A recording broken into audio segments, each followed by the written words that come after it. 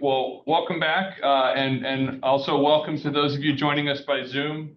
My name is Mike Potter, and I'm the Community Outreach Supervisor here at Valley Water, and I'll be your MC tonight. Welcome to our third quarterly public meeting for the Rinconada Reliability Improvement Project. This is an opportunity to share the progress and accomplishments we've experienced in Phase 3 and to discuss what is planned for future construction phases. As a housekeeping item for those guests here in the treatment plant, the restrooms are just across the hallway, and we have, again, cookies and water and some coffee as well. And we're broadcasting this over Zoom. We're recording it, and so those that weren't able to make it can see the meeting as well. Or you can rewatch it again and again if you'd like. No limit. Following the meeting, we ask that you fill out a brief survey that helps us. It provides us with feedback on what we can do better for this tour and meeting. And would like to also recognize our chair of our board, Nai Shoya, who's joining us tonight, as well as Councilmember Maria Ristow from the town of Los Gatos. Mayor? Not this year. Not this year, okay. Former mayor, that's always safe. And we also are joined virtually by our vice chair, Richard Santos, who you can see right up here. I'm on mute. Hello. Yeah, we hear you. Hello. Hi. Hello, Vice Chair Santos. Welcome. Yeah, I can't get the recording. Said start video. Cannot start your video because host has stopped it. Okay. Well, we see your picture. All right. So welcome. Thank you. We'll move on with the meeting. And so we're going to have a presentation on this project from Deputy Operating Officer Emmanuel Irie, who will provide an overview of the Reliability Improvement Project, our progress and the date and to date and the details to come. And the second part of our meeting will be dedicated to hearing from you, both from you in person and those on Zoom. You can ask us questions and we'll do our best to answer them. And I'll turn this over to Emmanuel, and this microphone is up above, so you should just talk that way and you'll be picked up on the recording. Oh, okay. There we go. Are you controlling the slides? Or? Yeah, you control it from there. Good afternoon, everybody. My name is Emmanuel Irie, Deputy Operating Officer for the Capital Division. So I manage the project, the construction aspects. And so this is our third presentation. If you have been here, you see some of it, and I'll go through some of it for you. Next slide. I'm going to go through the agenda, and I'll go through the project objectives. I'll talk about the phases 3 to 6. I'll give you some construction updates, and then some of the things we've done from what we've heard from the neighbors, call it neighbors' concerns. And then I'll give you a quick run out of the timeline and the project information. Next slide. So the project objectives, briefly, like Sam alluded to during the talk, we are upgrading the facilities, the equipment for this solar plant, which provides treated water to the West Valley. And we are improving the reliability of the water supply from the plant. And by the time we finish, it will increase the water production from 80 million to 100 million gallons per day. Next slide. So we finished the phase 1 to 2, which I think Sam showed you the facilities that we built. This construction project is now concentrating on phase 3 to 6. And we've already gone through phase 3, and we're going to go through phase 4 and phase 5 to 6. In phase 3, we did the clarifier demolitions, we did some surveying work and potholing. The whole plant has a lot of things underground. And so we did potholing to be able to identify where there are pipes and things running across. So as Sam also alluded to you, this is an active plant. And so if you go and damage something, you can shut the plant down. And so to be very careful, we do potholing and other things. And then this is a complex plant. You can see you have to maneuver and go around. And so we did traffic control so that trucks and people know where to move and where they are as the construction goes on. That's for the phase 3. In phase 4, we're going to build the new ozone generation building. And there are pictures at the bottom that you'll see showing the facilities that I'm talking about. Then we're going to build the new oxygen facility. Then the new dual media filters and the chlorine contact basin. We put stars to show which ones we're working on currently. That's the filters and the contact basin. And then in phase 5 to 6, we will construct new chemical facilities. And then by that time, we'll do the demolition of the existing filters to bring the other filters online. And also demolition of the wash water recovery basin. And then the contractor will demobilize and then we will finish complete the project. Next slide. So as we said, this is the 3rd public meeting we've been having. And so I just want to give you a brief what we've already covered before. When we started the project, the contractor did the demolition of the clarifiers. I think Sam showed you where the clarifiers are. And as we move on, I'll also indicate to you. And then on the left side, excavation of the chlorine contact basin. And then on the right side, we started pouring the foundation for the new filters.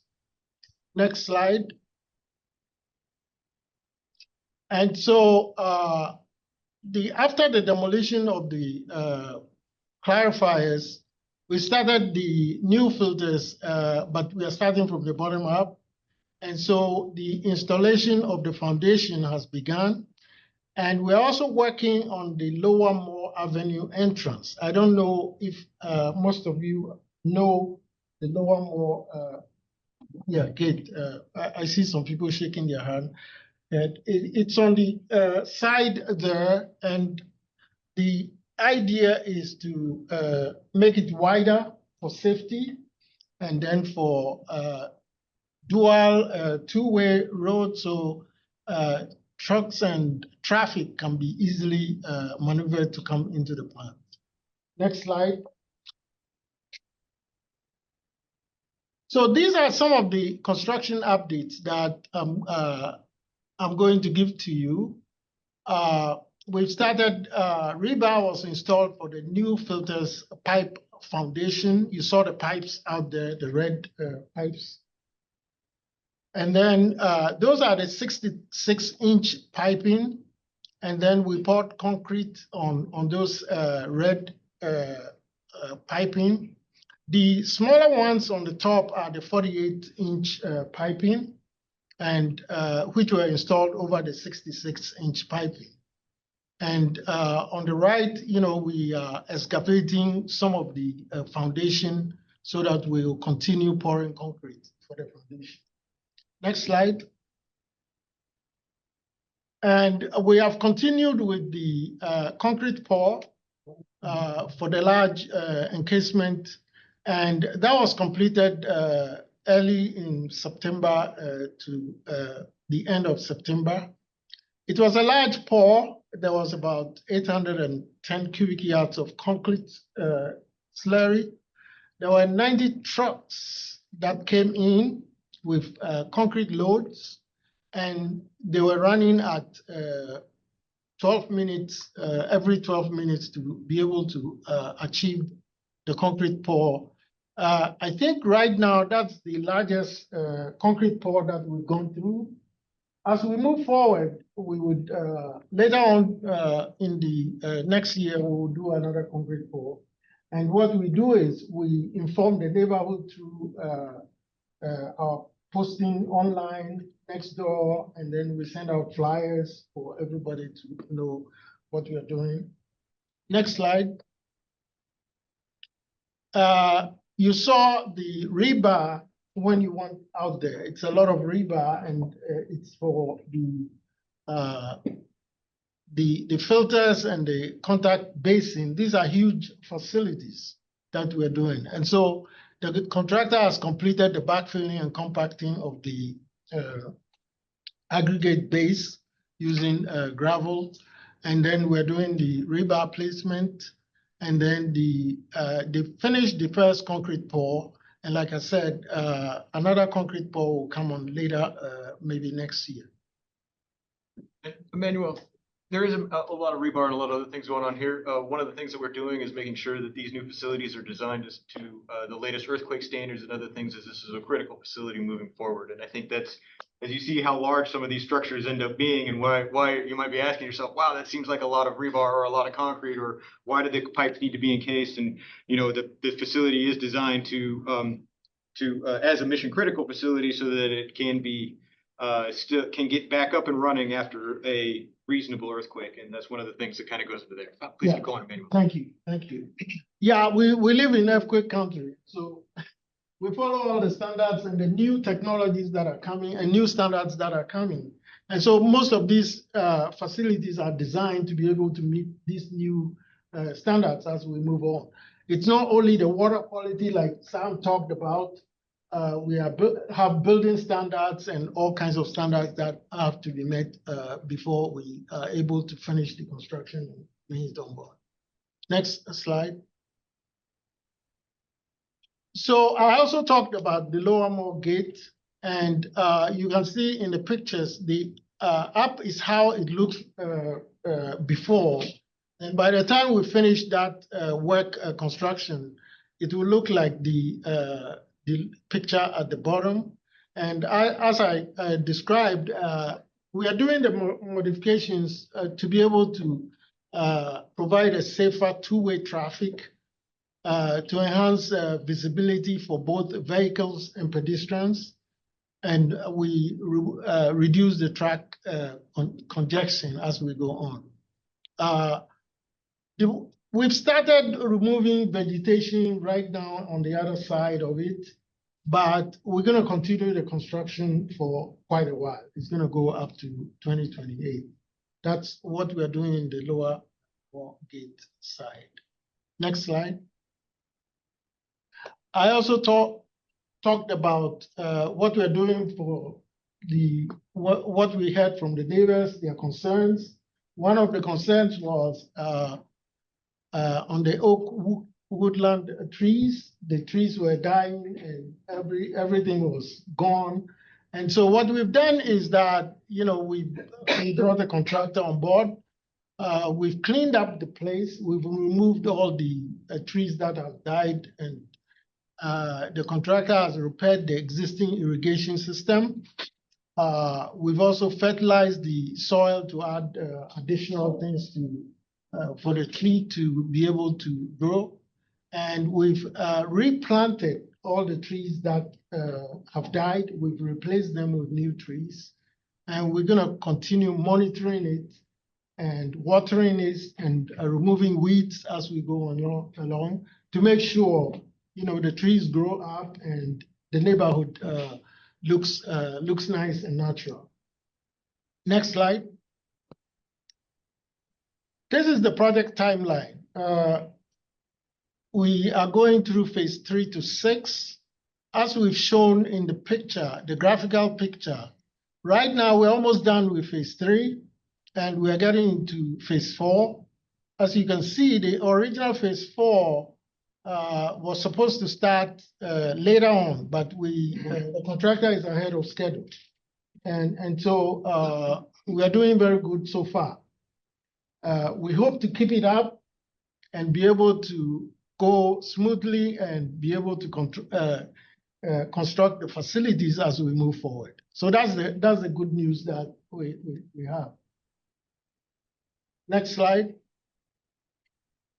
Also, the project information, we have a website and we have a PIO, Public Information Representative, Tony Mercado.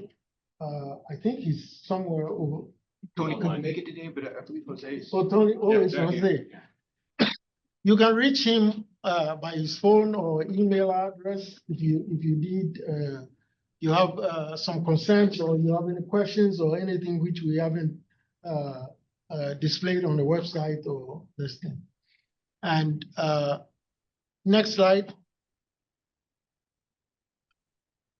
So as an organization, we have what we call the Capital Improvement Program.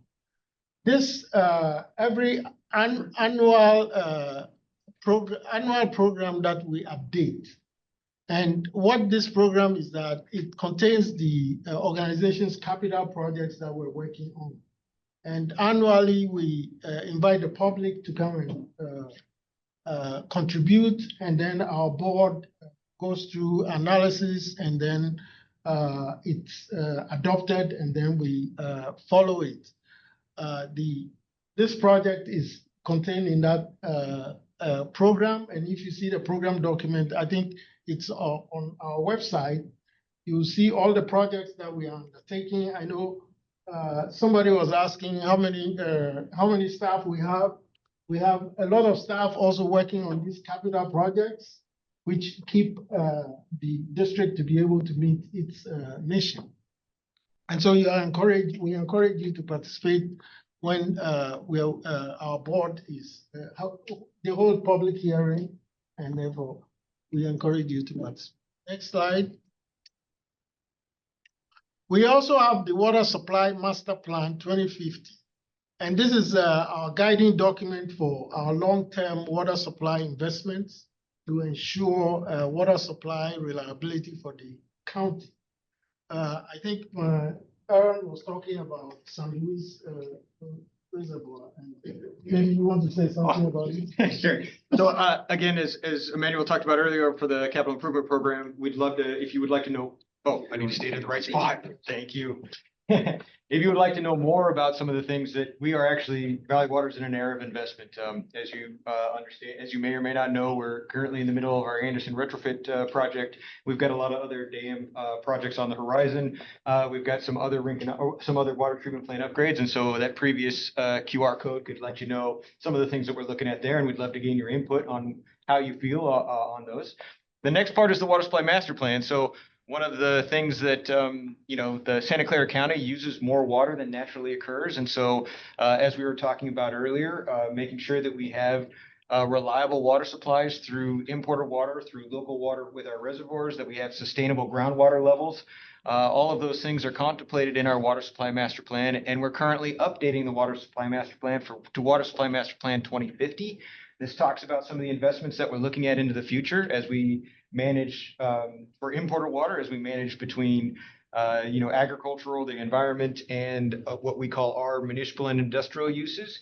There's managing those water. It may mean less water available at certain times, and so we're looking to make sure that we are investing in storage or other things that could help us ensure that we have a sustainable water supply into the future. And we'd love to get your input, and you can go ahead and get that QR code there. Thank you. Next slide. Oh, so I'll hand it over to Mike for questions.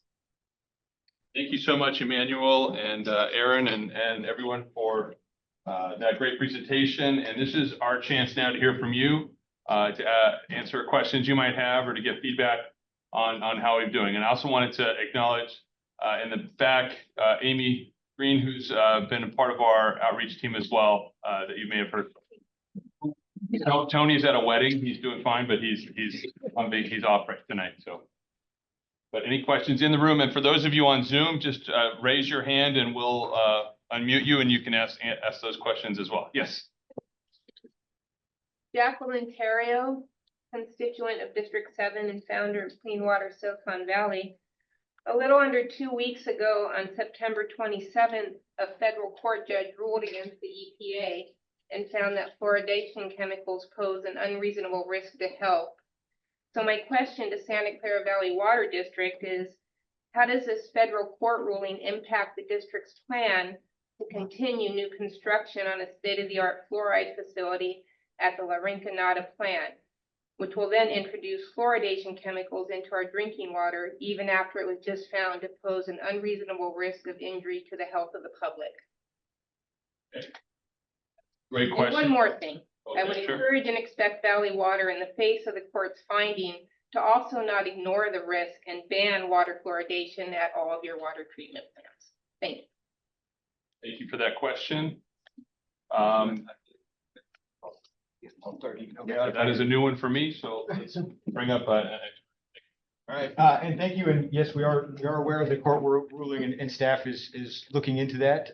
We haven't changed our direction or the current plans for this particular project, but again, as additional information comes out, we definitely take a look at what that information is and how that might impact our recommendations moving forward. So what I'd like to say is that we are looking into it, and there is more information to come. We don't have an official on that at this particular time. And also just to add, as I mentioned earlier, any chemical treatment that we use at this facility is, approved by California Department of Health. And so we follow their guidance, and their guidance change, we'll be more than happy to comply with that. For my next. Thank you for joining us. Any other questions in the room? Gianna, do we have, oh, yes, go ahead. This is more about just the, I guess, water supply. We've seen I think percolation ponds have been kind of full all summer, but finally we're seeing some of them, they're empty, they're dry.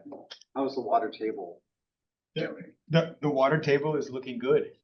And in fact, in some areas, we're reaching artesian conditions. So we are reducing some recharge in some of our ponds as we start to get into those particular areas.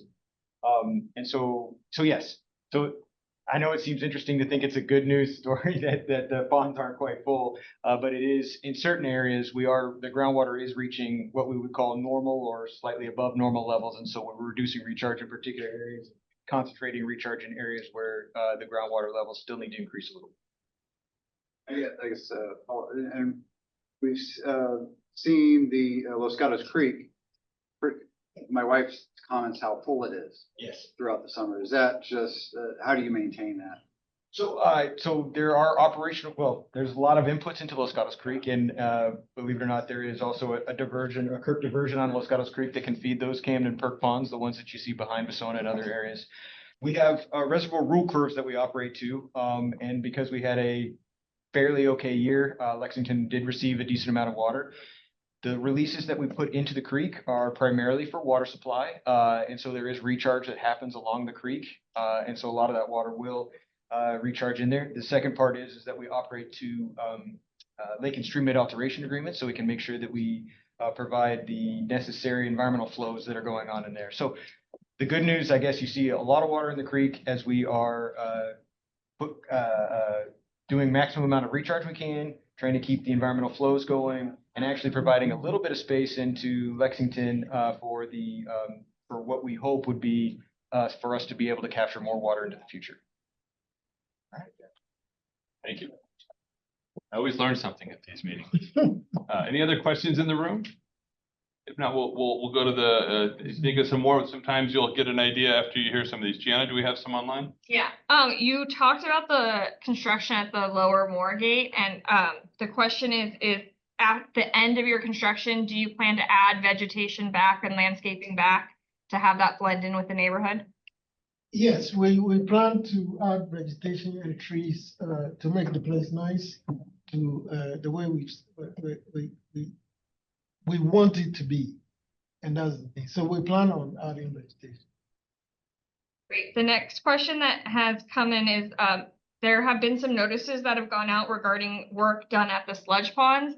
Is that a part of this construction project? So it's not. So just if you there's a slide here to show. So those sludge ponds are part of the treatment process. Or when, as I mentioned earlier, when I sort of tour, I was talking about when we do filter backwash, all that backwash water goes to those ponds.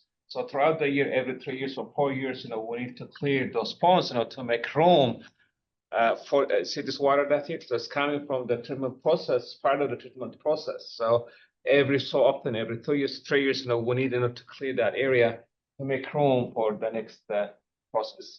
Fill up with particles, is that what happens? Is it? like Yes, that? because yes. So the backwash, it has water, some sludge in it. So over time, that will build up, and then the capacity of the ponds will decrease. Therefore, every 2 or 3 years, we need to dry it and move that sludge and then take it to the landfill. So that's part of the treatment process, and it's not necessarily part of this construction activity. It just happened that we have to do it this year. Thank you. Any others, Gianna? I do have one more unless there's any in the room. I'll jump back in. Okay. With all of the construction activity ahead of schedule, which is wonderful, do we anticipate any construction or larger construction impacts in the near future? And if so, what are those? Right now, we don't anticipate anything more than what we've been going through. Dust, vibration. In fact, the vibration has come down, and then dust has also come down because the contractor is taking care of this. So we don't anticipate any increase or things that would impact the neighborhood. Thank you. Any questions in the room? Yes. My question is, I'm glad we got this slide up because the trail or the road that goes along the backside, and then there's the creek, and there's the natural restoration that has gone on, which I think is wonderful. It's like so great to see that. I was just curious if there's any kind of map that we can look at that shows what plants are in what location. I mean, I'm just kind of curious about, what's being planted up there. I know that it's all natural native vegetation. But is there any way to find out what they are? What's being planted there? I don't think we have a map, but Actually, I think, well, without jumping too far, I appreciate your curiosity, and we may be able to have one of our biologists maybe come and talk to you all if you're very interested in it, and if they had the time or something. Maybe at some time we could get your information, and I think we could at least, if you really wanted to learn a little bit more, we rely on experts to help us with the planting schemes or plans and other things like that. I'm not sure we have anything fully developed on exactly what's gone on here, but I do think we could have, or at least something that's cohesive enough to send to you. But I do think we could take your information and maybe see if there was a biologist or somebody available to at least describe shortly what some of the plants are. Okay, thank you. Yeah. Amy in the back of the room you can connect afterwards and we'll follow up. But yeah, it's terrific. And a lot of times we do have a chart of where stuff will go on like a restoration plan. So that'll be great. They do. It gives them latitude for the landscape. It's not precise. I don't want it. It's 4 feet away from where you said it was going to be. There was a rock there. Maybe. Right. So. Yeah, But it's a general list of the types of plants for sure. Thank you. we walk by there a lot, so I totally applaud what you're doing Excellent. there. We'll pass that on to Brandon, who Yeah, thank you. is instrumental in getting that Yes. cross functional partnership to happen.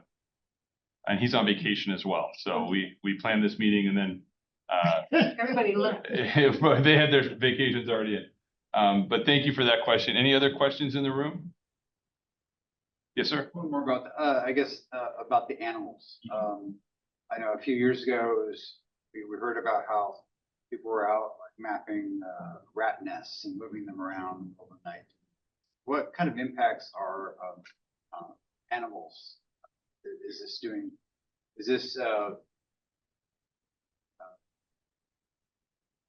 serving any animals that they?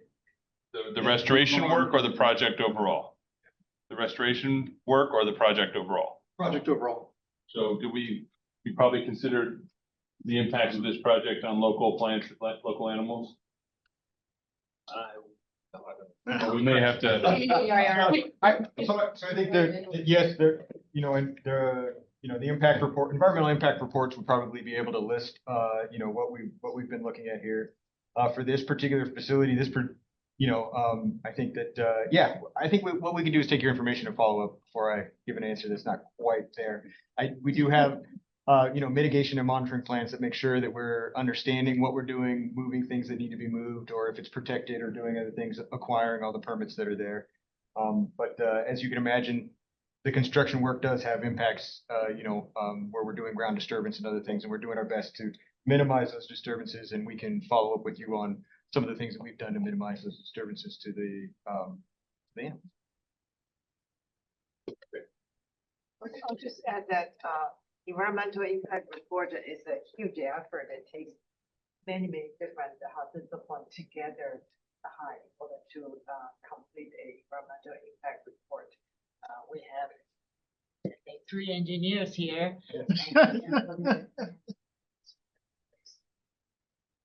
One, we have biologists. It could be 1,000 pages, yeah. Okay.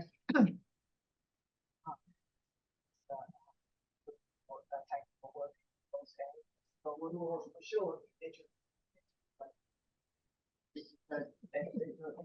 So it's a very And this is diverse project, diverse organization. an existing treatment plant. So if it were a new one, there would have been, if it was a greenfield project. So, but we can get you that. I'm sure that was approved and is available. It's just, it's going back a while. We wouldn't be able to be here today, that's for sure. Yes, ma'am. I saw you were talking about chlorine. Are you gonna be using chloramine as well, or are you gonna be strictly just chlorine? No, we use chloramine at the end of the process, right? So I said chlorine, but I didn't know. it didn't yeah, say chlorine contact phase, and chlorine is what we use in the part of the treatment process. Mhm. Once the water is done treated, once we send it to the distribution system, we add ammonia to make chloramine, just to make sure that that lasts longer. Perchlorine is the same purpose, but it doesn't last longer than So my bottle of bleach says don't mix ammonia and chlorine, so I was a little confused. That's what we make chloramine, right? So there's always a ratio. There have to be a ratio to it. Yeah. And that's part of probably what you learn as a extremely certified Yes. chemical plant operator. Yes, that's the part. There's That's a my ratio. next question. And it's a very, very good job, and they're in short supply. So that was one thing during the pandemic. They were the only people nobody could go anywhere near. Was like, we'll wave to you from across the way. But this was very much an isolated workplace for that purpose, because there's only so many people with that license that's allowed to operate it. Thank you. Sure, thank you. Any other questions? Well, this is hugely important, and when we came back, it's been 9 months. It was a raucous and active meeting, and so we promised to come back every quarter, and so we're glad you're still coming, and we're expanding our outreach, the newsletters, the emails. We've heard from a couple folks it might be too many emails, but we're going to try and temper it to that when there's concrete work, we want to make sure people know what's going on. So it's trying to find that balance, but we really appreciate the engagement and your participation. And to those of you on Zoom as well, we will be back for a quarterly meeting if there are no other final questions in 3 months. And also, if I may add, just not to get back to your questions regarding fluoride. If you want more information, we have a fluoride FAQs on our website. I Is it? have it in my brain. Okay, perfect. Our colleague and I were fine. All right, thanks, guys. Fine. Okay, and with that, I'll wrap our meeting and we'll stay, and you got to finish all the cookies before you can go. So thank you so much, everyone. Thank you. Thank you, Director Santos.